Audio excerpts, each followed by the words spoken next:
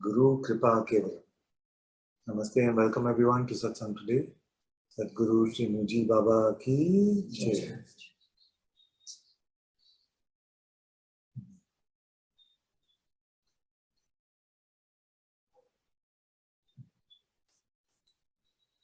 I felt to cover some of the basics today. Just some of the basics so that we're all on the same page.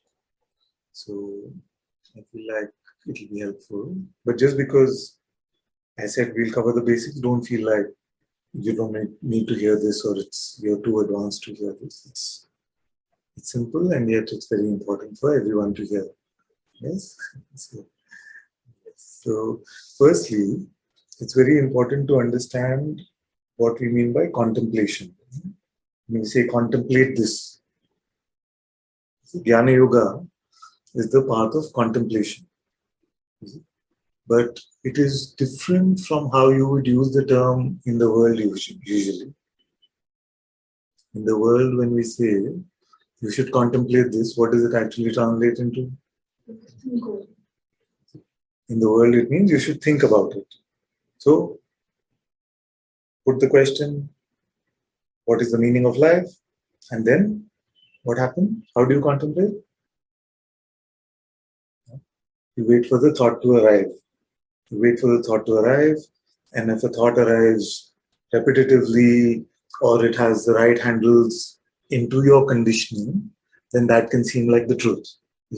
So, if you're like super lovey-dovey in your conditioning, when the thought arises saying, oh, the purpose of life is to love or to experience love. That's a good answer. Okay, I found it. See, that is. You see, but what is the basis for the conclusion that this is the answer? With what benchmark, with what tool can we measure the rightness or wrongness of this answer? We do that, but what is the better way to do it? Because our conditioning is all. In fact, we are in satsang to be free from our conditioning, isn't it? So if we keep applying our conditioning as the benchmark of truth, is it? So, like some of you are attracted to the topic of free will versus God's will, and you love it. So because that is your conditioning. So when I start talking about that, you'll say, yes. So good, I came to satsang today. No? Another one who couldn't care less about this. You see, they are just interested in devotion or something like that. So it's just like, all this stuff, free will, God's will. Yes, but when I say, okay, devotion is the key. Then. So if we keep using that benchmark, which is our present conditioning, you see, then what we are doing basically is just deepening that conditioning with more and more affirmation about what we think. See? And that is usually the delusion of spiritual progress. I got a set of concepts. Now I just amplified them. I deepened them. I heard this from Guruji also. I heard this from Ananta also. Papaji also used to say this. Bhagwan also said that. And today I found Nisargadatta also, and I am that. He said exactly the same thing. I found it. See, but what are we doing? We're just in confirmation bias, no? So we're just confirming what we think we already know. So there must be a better way. And I noticed that with all of you many times, when you say you're contemplating, you're just thinking. You're just thinking. You're using your intellect and you're judging the what is produced in the mind with the potency of your conditioning alone. So that is not the path of contemplation or Jnana Yoga. So what is it really? See?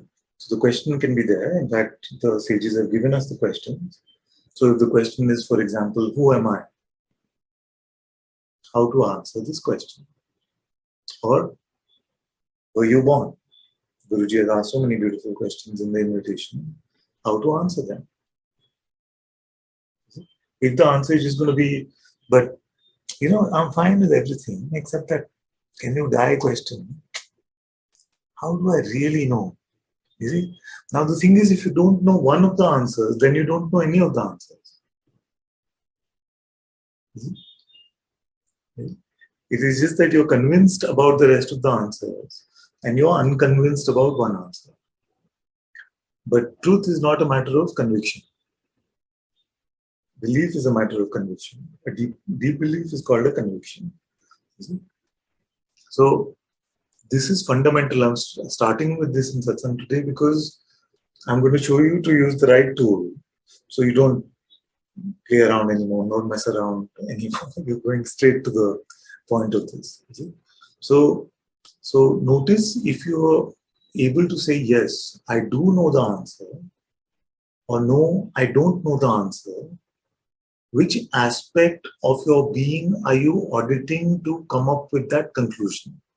I'll repeat that. You may say, was I born? I know the answer.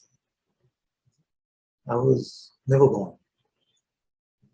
Or, I don't know the answer. I don't know whether I was born or not.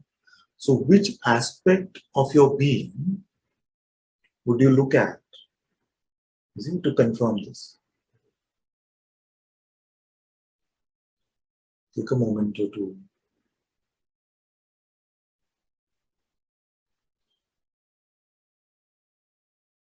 Were you born? So, notice that if it is just a matter of conviction saying, no, I was not born. I was not born. And then the more I do this, the more I will convince myself that I was not born. But that is not the game that is being played. And yet many of us may feel like coming to the end of spirituality or self-realization is to be convinced about these things. I am the self. I am Brahman itself. See? Till I'm fully convinced I'm Brahman and I don't think I'm the body, till then my search is not over. That may be the usual paradigm of the spiritual quest. But that's not what it is at all. It has nothing to do with that. You could take all your convictions and throw them away. I couldn't care less. It doesn't matter to me what happens in that aspect of your being called the mind. It doesn't matter. You see? If you say you're fully in this for truth, or you say you're not in this for truth, you actually want something else. It doesn't matter. It's just mind stuff. You see? Now, all of you playfully bring some attention to this mind stuff. Allow it to come. Be clear about it as you spot it, that this is mind stuff.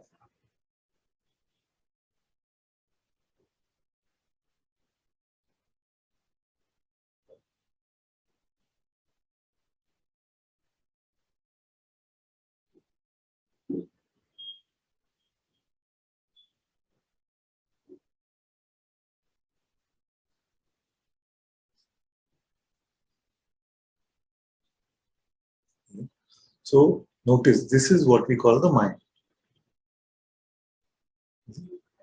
Notice? So this is what we call the mind. So this one, you see, makes claims to knowledge. You see, these thoughts, they make claim to knowledge. They will say, this is how the world is. This is what life is. This is how your partner is. This is how your master is. This is how your sangha is. All of these claims will come as this, like this. You can notice that. See, this is the mind.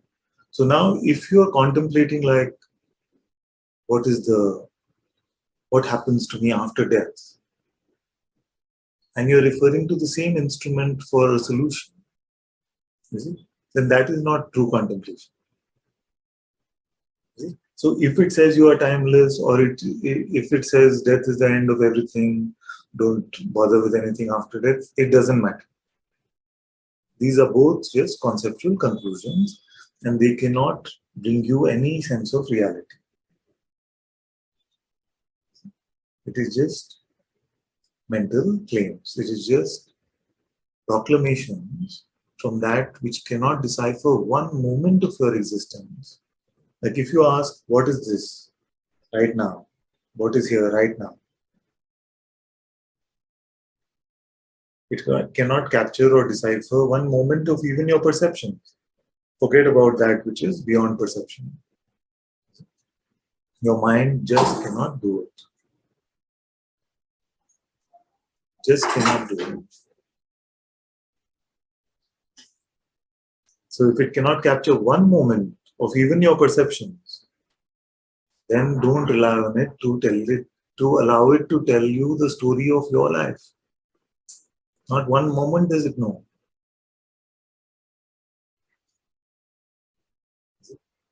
So if I ask you now, how's it going? How's it going for you? This is in normal conversations, you can of course just reply whatever comes up, but really, you are relying on this instrument to tell yourself how it is going for you. You're relying on the mind to tell you how it is going for you. But the mind doesn't know. It cannot know. Reality is too broad for it to understand.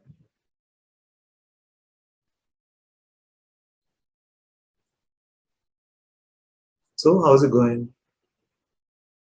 All good? Is it?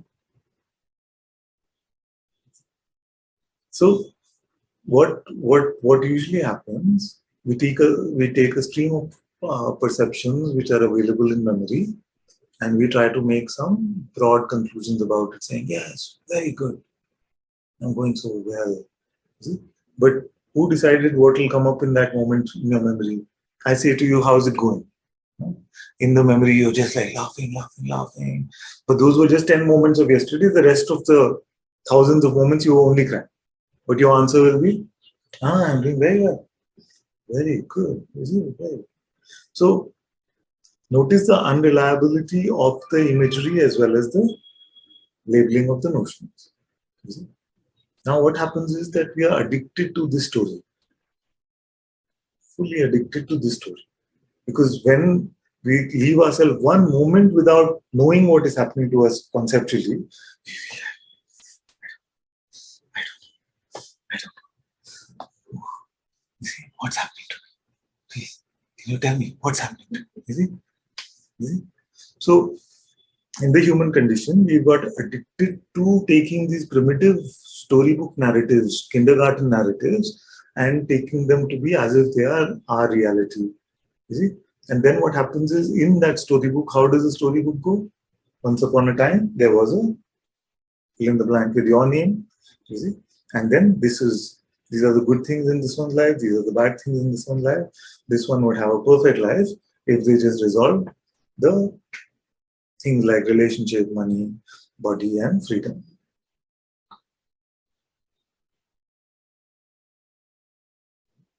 But none of this stuff is actually true. It is not even true in the experience of your perceptions. In pure perception, none of this is happening.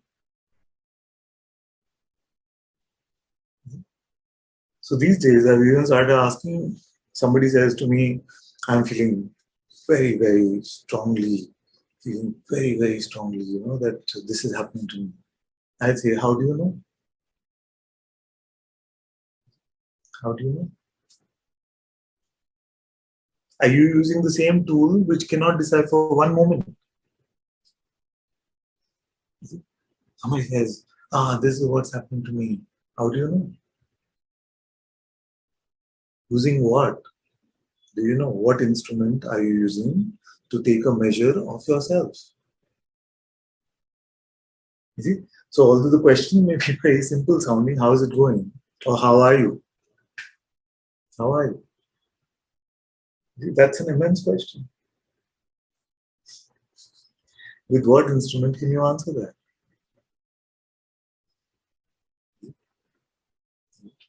So I'm not just helping you with social conversation. Because we are constantly making these conclusions about ourselves. This is what my problem is.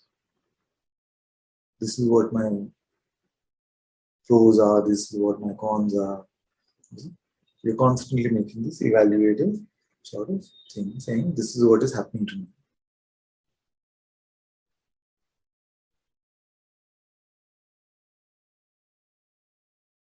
So don't do that. Notice that this tendency, this belief in this tendency is called identification, and identification leads to suffering.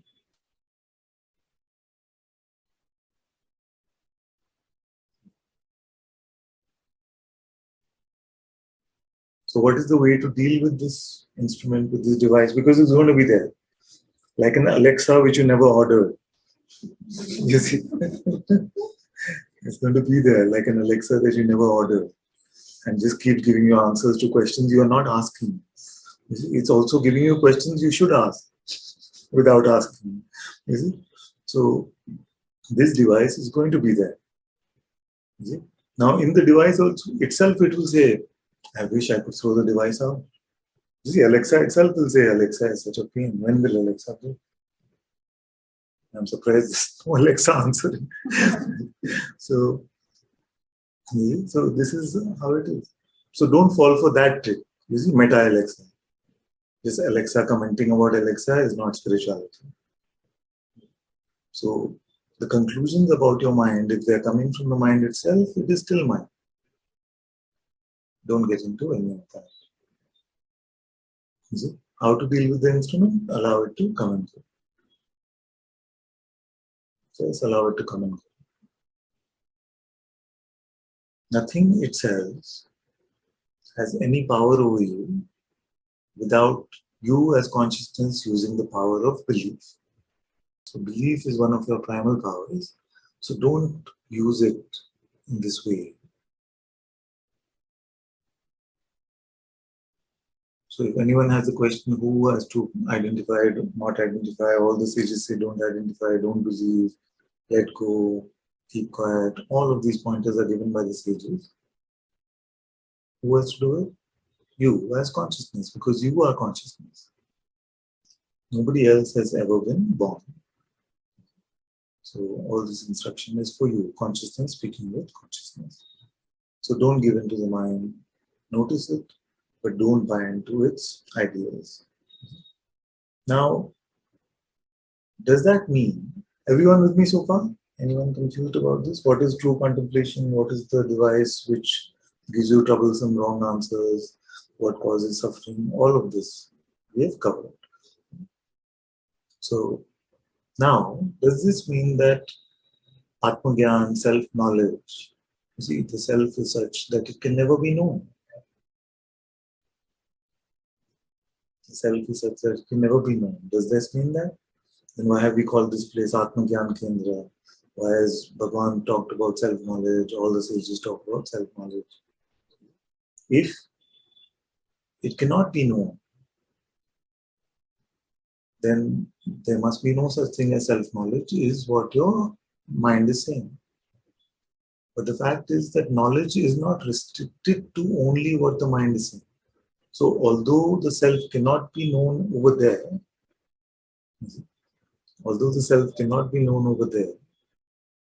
is there another aspect of your being where the self can never be unknown?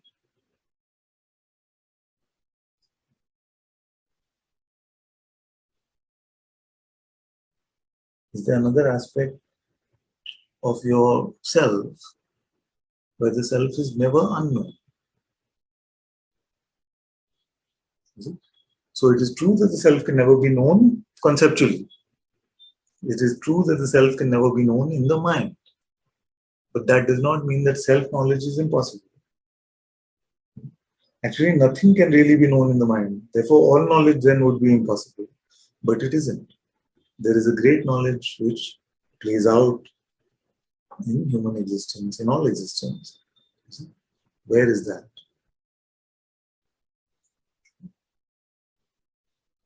Okay. So one says, thank you for sharing. One says, I don't understand what you mean. So what I'm saying is that if the room cannot be measured with a thermometer, does that mean that the room cannot be measured at all? So we have seen over and over again in Satsang that the mind cannot be used to get a measure of life, to get a measure of love, to get a measure of truth, to get a measure of anything that is valuable. We cannot even get a measure of this moment. So the mind cannot do it. So in the metaphor, the mind is the thermometer. It cannot measure the size of this room. Now, what we are checking then, okay, now this device which I thought could do it, cannot do it. Now, besides this device, what else do I have? Could there be a device where the truth is always known? What is it that the sages mean when they say the treasure is already with you, the diamond is in your pocket? It's already with you, and you are begging for morsels. All the sages have told us that. So this is what they're pointing to. They're saying, okay, now in your mind, the truth can never be found. You've noticed it by now. You've tried for years, even in spirituality, but the truth seems ungraspable. You see? So what you do then is hang on to some moments, some experiences, and say, hey, that was it. That was the truth. I found it then. So then we become spiritual experience seekers instead of true seekers of the self. We're just chasing them, those experiences. We're just living on the basis of spiritual experiences rather than meeting fresh God or the true reality of what you are right here, right now. So we must now step away from this false spirituality. Step away from this false spirituality. So this is what I mean. If the mind cannot do it, you cannot answer who am I truly with the mind. Then with what can you do it? You cannot answer any of the clues the sages have given. Vedanta starts by offering the clue that everything that is perceived, it comes and goes and is unreal. Can you find the unperceivable through your mind? Cannot find it. You cannot even get a true measure of the perceivable. Forget the unperceivable. So any of these clues, find out that which witnesses all of this. Can you do it with the mind?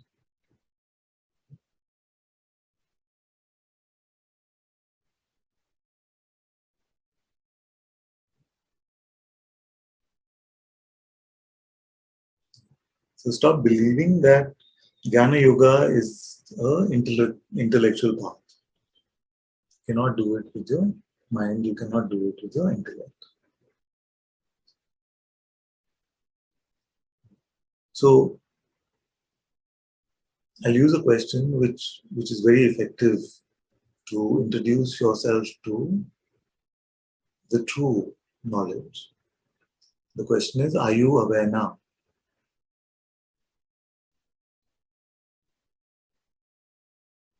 Independent of what the mind is saying. How is this confirmed?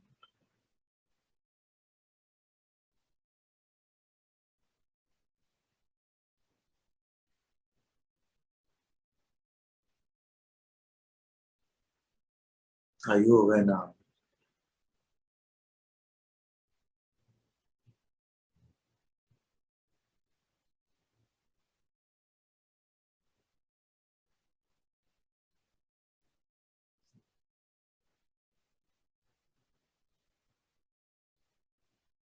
Not, it does not matter what your mind is saying about this.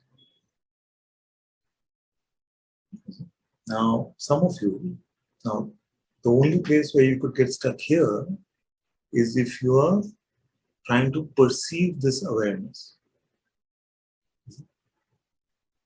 Or if you're labeling, when your attention may naturally get inward facing, so to speak, when we ask a question like this. So what you may be believing is that dark empty space, which is the absence of perception, but still the darkness is perceived, you may be taking that to be awareness. But that is not it. So when the question is asked, are you aware now? Don't bother with what your mind is saying. And it may be that your attention is going to a dark, empty space. And you may conclude that dark, empty space is awareness. And most who say that awareness is nothing actually are referring to that dark empty space and saying that it is nothing. It is more nothing than this. So find out what witnesses even that dark empty space. Who is aware of the perception of darkness?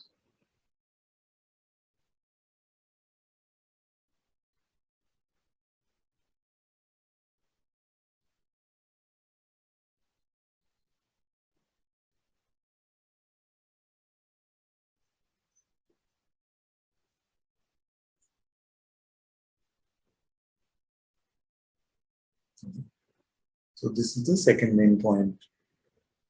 You cannot squeeze yourself into a perception. No matter how hard you try, you cannot perceive yourself. All perceptions come and go. That which is aware of perception does not come and go. So when I ask you, are you aware now? You're actually confirming yourself.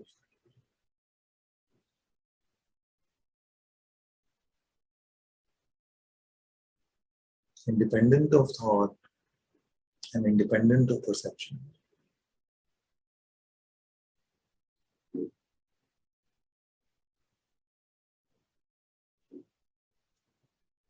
No dark empty space. That which is aware of perception, you cannot locate, you cannot place. If I ask you, where is this awareness?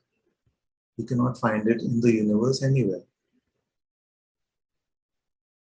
You may travel to every part of the universe, but you cannot find this awareness in this universe. In fact, in the same space of intuitive insight, okay, so let me not jump too fast. So, everyone noticing this? Cannot think the self and cannot perceive the self. Clear? Now, are you aware now? How did you answer that?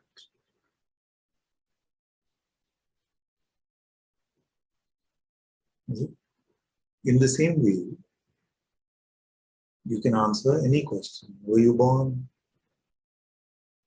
Will you die?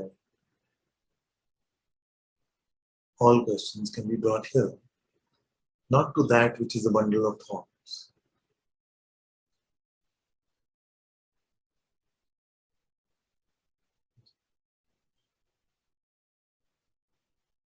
So where what you are is apparent to you, where what you are is apparent to you, all answers will be found. And here, nothing is ever unknown.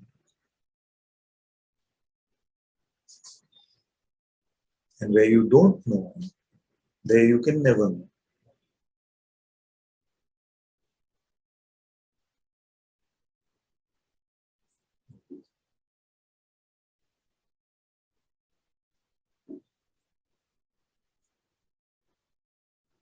Here your being is known.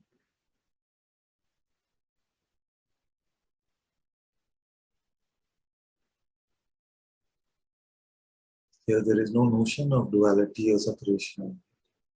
That is true love.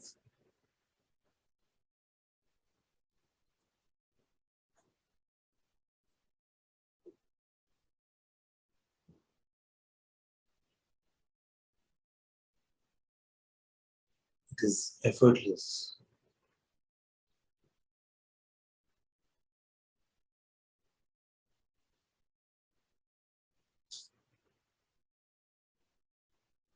Try to answer, are you aware now, with effort.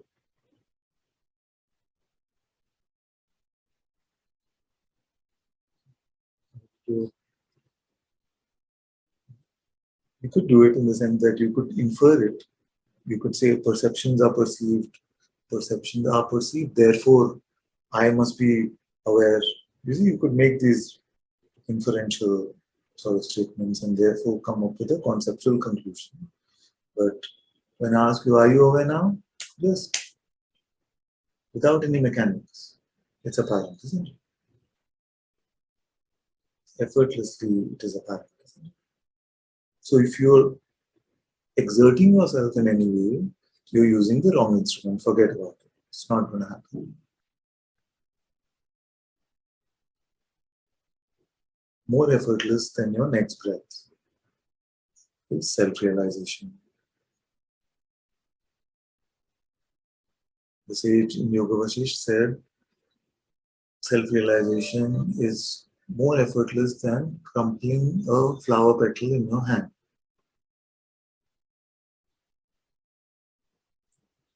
So if you're taking any more effort in this, that's useful as a clue to see you're using the wrong instrument. Just don't go there. Forget about it. Never gonna happen. Deal.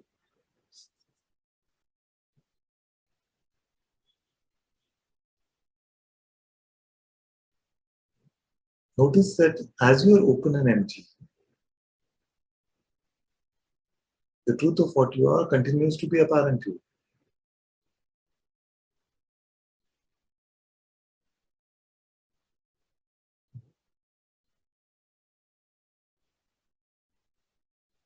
So when I ask you, are you aware now? What becomes apparent to you now is already apparent to you when you're just open and empty. It's always apparent to you, but it seems to get clouded when we use the mind.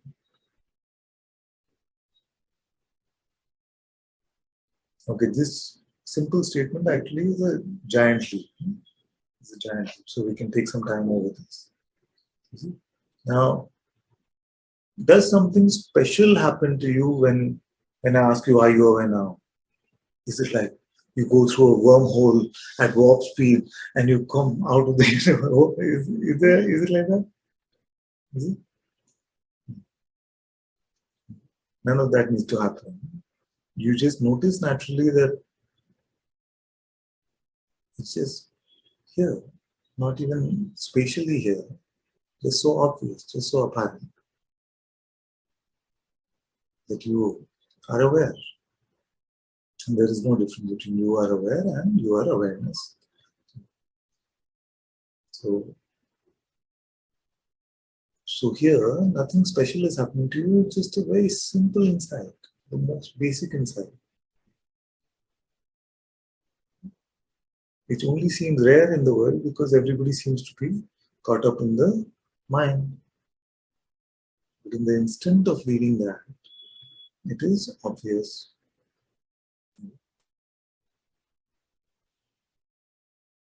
This is important. So don't feel like something special is happening when I ask, where am I aware now? All perceptions have to vanish and then I have to become a space traveler or something. So none of that needs to happen. Although just very effortlessly you're finding that you are not here in this universe. You see, you're beyond space and time.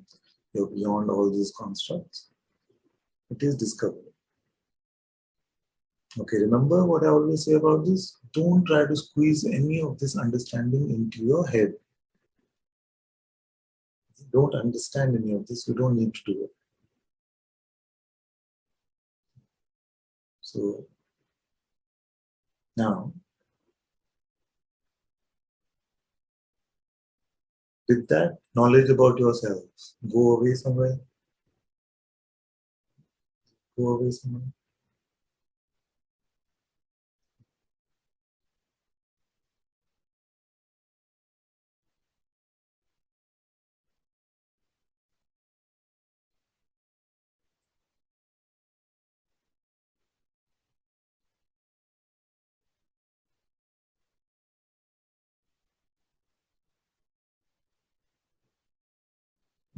So here, where self-knowledge is apparent,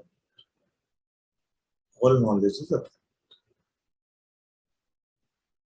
If it can be known, it is known here. In any other place, no true knowledge ever existed.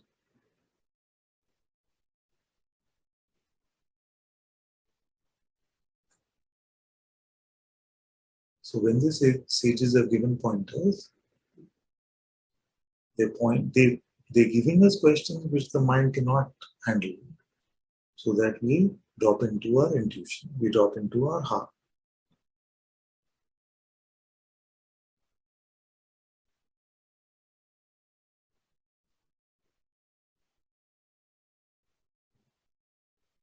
So if I ask you a question, can you stop being now?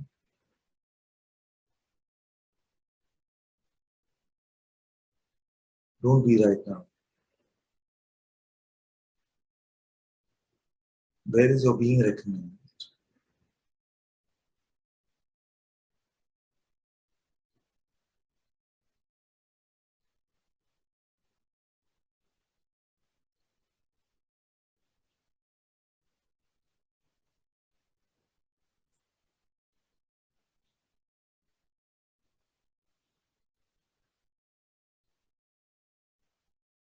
If I ask you, what is true love?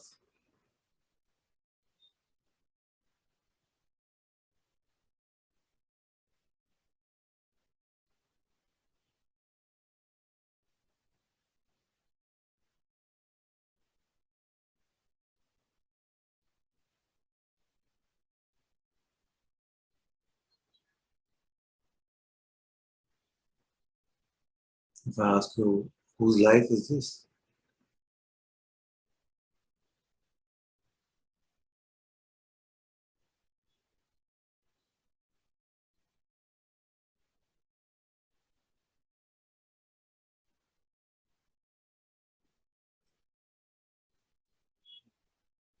If I ask you if you can die, if you were born, all this is fully apparent to you already here.